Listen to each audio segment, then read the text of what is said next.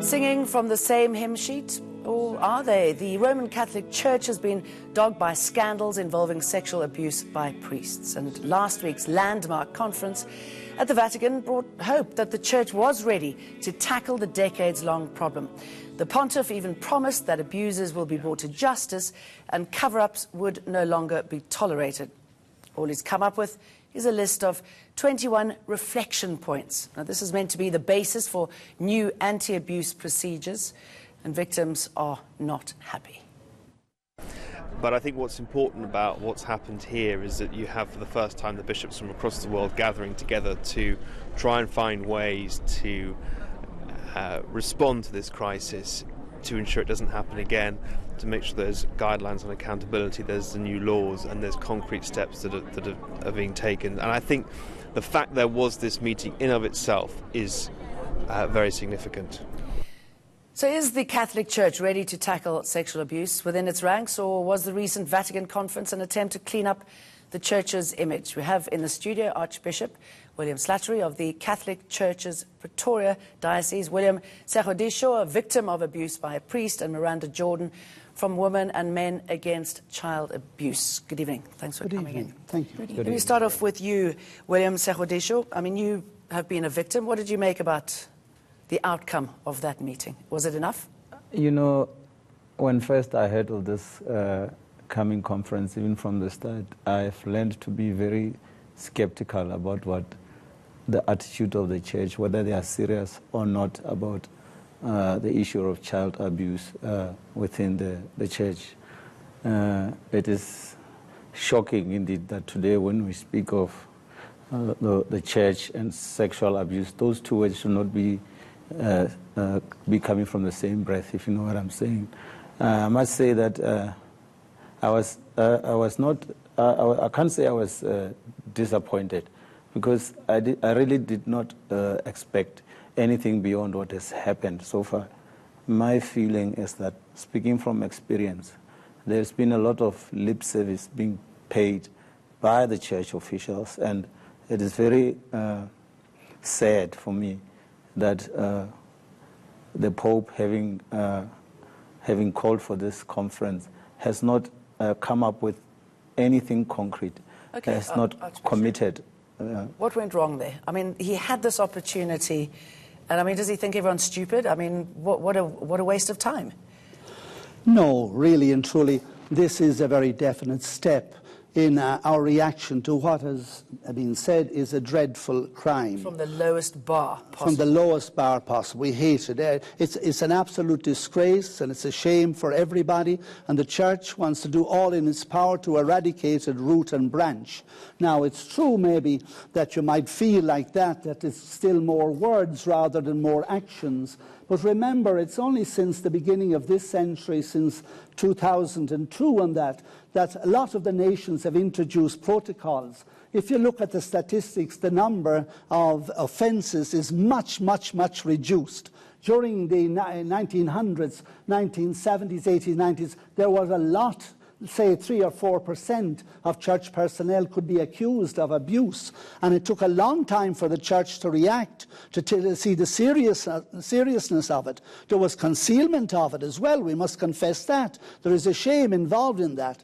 But now that it has become not only a Church issue, but a society, a world issue, everybody is becoming aware of child abuse, which is a terrible thing. Okay, but can I just say, I mean, I've been reporting on the story for years and years and years. It's the same story, absolutely nothing's moved. And, you know, there's just so much talk that can be had when you actually need to get in there and, I mean, I don't involve the police, because I know that they're not involved. Do something.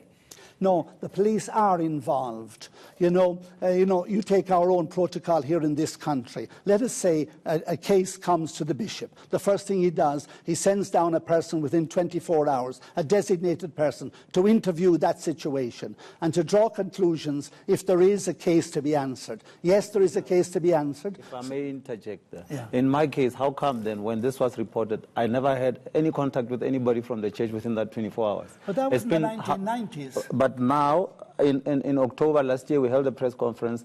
I spoke out about this. I have still, to date, not been contacted by anybody from the church. But even if it's 1990, I mean, rape is not acceptable then or now. And we need to put the law of the country and our constitutional law above the law of the church. And what we would have really liked to have seen, I mean, there were many bishops and cardinals who were there who have been covering up. And they, in fact, should, first of all, not have been part.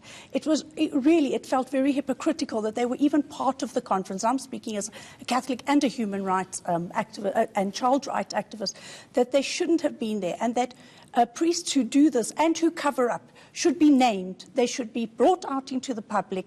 They should be facing courts of law, and they should be facing... But what happens is that they could just get moved to another country. Absolutely. And you had Cardinal Marx from Germany speaking about files being destroyed. This is unacceptable. The files need to be given to the Catholics and to the people of the various countries. And a church is its congregation. And without its congregation, it does not exist. One thing that we were also very upset as an organization was that the Pope did not himself meet with the victims, but rather let other bishops meet. And we just think that if you're going to make this a priority and you're going to lead by example, the Pope should have met with those victims and heard their harrowing stories, and then looked at how he was going to deal with this. But we do need concrete steps.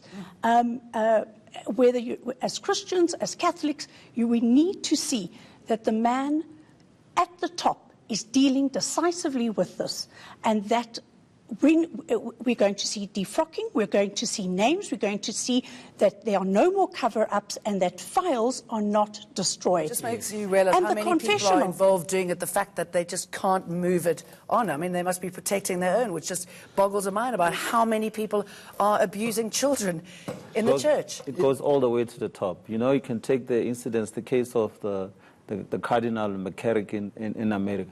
That's why this is like a protection racket of some sort. It's an unwritten rule within the church to say that we will protect our own. You see, the institution is more important to the church than the victims. Let me just put in something. The church now, I've learned of late that they have centers where priests go for counseling, and they have got over 20 of them in America itself, but not one single center where victims, which is supported by the church archbishop, where victims go to. So what does that tell me as a victim? Look, to clarify a few things that have been said. First of all, Pope Francis always makes a point of speaking with victims himself. Every year he does something like 10 or 12 visits around the world. He always slots in a time speaking with victims. The law of each country this time conference was represented by the president of the bishops' conference. They were not offenders who went to this meeting, as you indicated. They were very, very, very good bishops who are in charge and presidents of conferences. They have no offences against any one of them. Every one of them was told before going there, interview many of the victims if you can find them in your particular country, spend time with them, and also at the conference itself, representations were made by victims. The Catholic Church they did all that research, and then they still come up with something that's so bland and offensive? Well, what they come up with is that, look, we have to take absolute steps. First of all, the victim must be protected, must be given every opportunity. No, that doesn't happen. Well, it does happen. It does happen. It hasn't happened in my case. Yeah, your case happened. I only meet you now. I've never met you, the Archbishop. Have you ever spoken to me? Never. Archbishop? Never saw you before. Have I ever spoken to any official of the church? You're here in Johannesburg, and you have many people to speak to. And the Jesuits are dealing with your case. Yes, and they are now. They are. Which you said there was no dealing. They are dealing with you. They only dealt with it, Archbishop, after we held a press conference exposing it. That was the first time that they contacted William to start discussing this properly. And in fact, originally, it wasn't the priest who was actually accused that contacted him. And we had to put a lot of pressure for this to happen. And just to say, Archbishop, I mean, yes, I know the Pope has contacted other victims, but he didn't in Rome this time. And that would have sent such a positive signal out, and such so that victims would have felt that we are right there at the top, and we are going to be dealt with. And I want to talk about the confessional. And the confessional cannot be a place that protects people who commit crimes against children. Absolutely. It just can't be. Absolutely. But that needs to be, Archbishop, said by the Pope himself. This is who people are looking to guide them. And we need those firm commitments by him to say that there are certain crimes, and particularly crimes against children and sexual crimes that last decades and are intergenerational. They affect generations going down the line, that these will be dealt with, and that there will be certain you can confess and to certain crimes, but certainly not those that have lifelong consequences to You're absolutely true about that. Sorry, because the message from the top is really that very little is going to be done. You know, I mean, what happened to your priest? Where is he? And well, I have since had a Skype meeting with Father Bill McKittin, where he got to apologize to me personally, and I must say that this time around, I welcome the attitude of the church. I wish they would have done it the same way, long back when I first reported this, long before I became in this situation where I was so frustrated and so humiliated all the time. And if this could be, I mean, we are all striving for zero tolerance.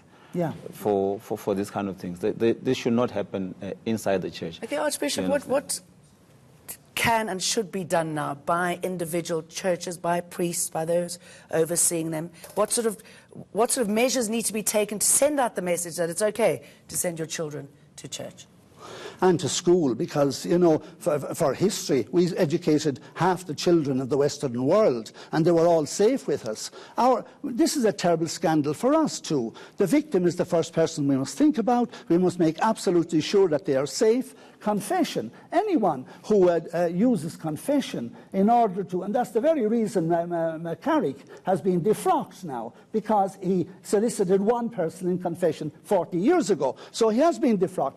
This is a terrible crime in the Catholic Church. Anyone who does anything like this. We totally agree with what you're saying there. But we always work with the civic authorities when a clear case comes through. We have to protect the victim. We have to accompany the victim. Now, I agree with you. When your case happened in the 1980s and 90s, we were only working towards that. In fact, this issue of child abuse on a world level, on a church level, has only really emerged. Even governments didn't have laws adequately covering this until now. Now, so this might be resolved in maybe 40 years' time? I don't know. No, it is resolved now. Well, when humanity disappears, it will be resolved. You know what human beings are like. I think it should stop becoming something that's attractive to paedophiles, you know, for a start. Because they go in there, they know nothing's going to happen to me, and boy, how many victims. A lot is going to happen to them. And we can't be blaming this on homosexuality. We can't be blaming this on homosexuality. But it was brought up again, and we can't be doing any kind of victim blaming. We can't be saying that that it is coming out, Archbishop, in many articles and by other cardinals, by nuns. There was a Nigerian nun who spoke of the abuse of nuns. I mean, I'm only particularly talking about the abuse of children, but it's well known, it's well documented. So what we need, Archbishop, is a clear and concise way forward with actual recommendations that are actually going to happen. We understand this is one of the oldest religions. We understand that a lot is going to have to change, and it's not going to change overnight. But it can't just be what we feel was a very big PR campaign to appease a lot of Catholics in the world and to say that we are taking this seriously forward. We need to know the number of priests that are going to be defrocked, not just one or two here, but there are hundreds in every country. There are thousands of victims in every country. The Catholic Church has paid out millions of this. This needs to stop. That part needs to stop. What needs to happen is, this happens, we are going to lay a charge. We support you. We support your family. It is not a shame. And also to know that the 90-odd% of priests who do not commit these crimes actually need to make that happen. Because what's happening is the Catholic Church is falling down because of 7 or 8 or 9%. Can we get confirmation that this is going to be taken seriously? This is this is, as you can see, the Pope is not a PR exercise. This is destroying the very heart of the Church. The Pope knows that. It's a spiritual thing as well as a political thing. It's a thing that we are totally committed to eradicating. There's nothing worse than destroying the life of a child. And many people's, my brother here, his life too has been deeply scarred by what has happened to him. All we can do is apologise to him and try and meet him where he is today. But at the same time, this is a very serious business for the Catholic Church. Do you think we enjoy this? No. This is terrible. You know, we're trying to destroy, we're trying to do something about it. And it's not 9%, it's less than 4%, less than in any other church. They need to be rooted out of the church. The Royal Australian Commission said 7%. Other studies have shown 8 or 9. We're going to have to leave it there. Archbishop William Slattery, William Sagodisho and Miranda Jordan, thank you very much. Roland is standing by with your sport update, and then Kester Semenya is the hero of Nike's new inspirational ad. What does it say? Stay with us.